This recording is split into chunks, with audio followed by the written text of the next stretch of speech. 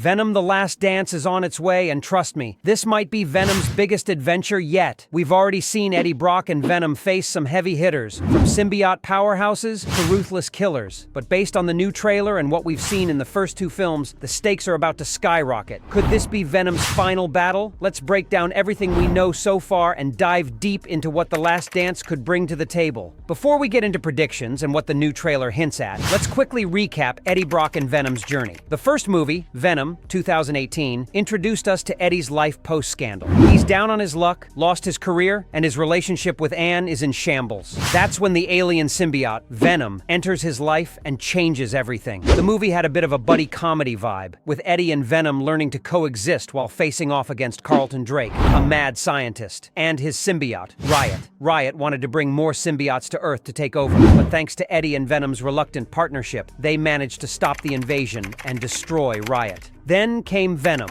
Let There Be Carnage, 2021. The sequel amped up the action and introduced one of Venom's deadliest foes, Carnage. Cletus Cassidy, a crazed serial killer, bonds with Carnage, and together they go on a rampage. The stakes were higher, and the violence was more brutal. But once again, Eddie and Venom managed to triumph, even though they were clearly outmatched at first. Carnage was powerful, but Venom's experience and teamwork were enough to pull off a victory, though it was a close call.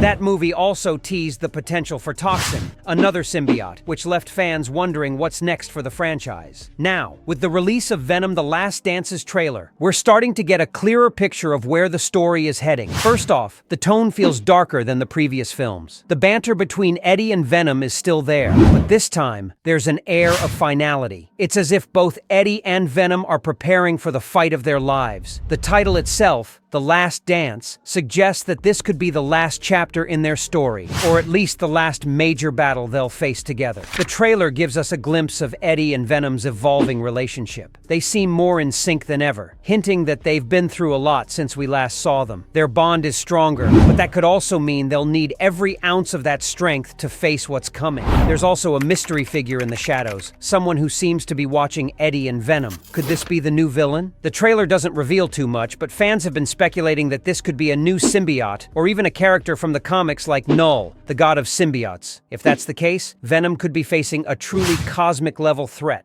Another big reveal in the trailer is the return of Anne Wang. We saw Anne briefly bond with Venom in the first film, and she transformed into She-Venom for a short period. Could we see Anne take on a larger role in this film? The trailer hints at her being in danger, but with her history with the symbiote, she could also become a key player in the fight against this new threat. If She-Venom returns, it would add a whole new dynamic to the story and give Eddie and Venom an ally they didn't have before. Alright, now let's talk villains. In the first two films, Venom faced Riot and Carnage, two of the most iconic symbiotes from the comics. Both were formidable foes, but who could be next? Based on the clues from the previous movies and the comics, there are a few strong contenders. First up is Toxin. If you remember, Let There Be Carnage set up the potential for Toxin's introduction. In the comics, Toxin is the offspring of Carnage, and he's even more powerful than both Venom and Carnage combined. The host for Toxin is Patrick Mulligan, a cop we briefly met in the second film. By the end of that movie, it was clear that something had happened to Mulligan. His eyes glowed blue, hinting that he may have bonded with Toxin. If The Last Dance brings Toxin into the fold, Eddie and Venom could be facing a symbiote even more dangerous than Carnage. Another possibility is Knull,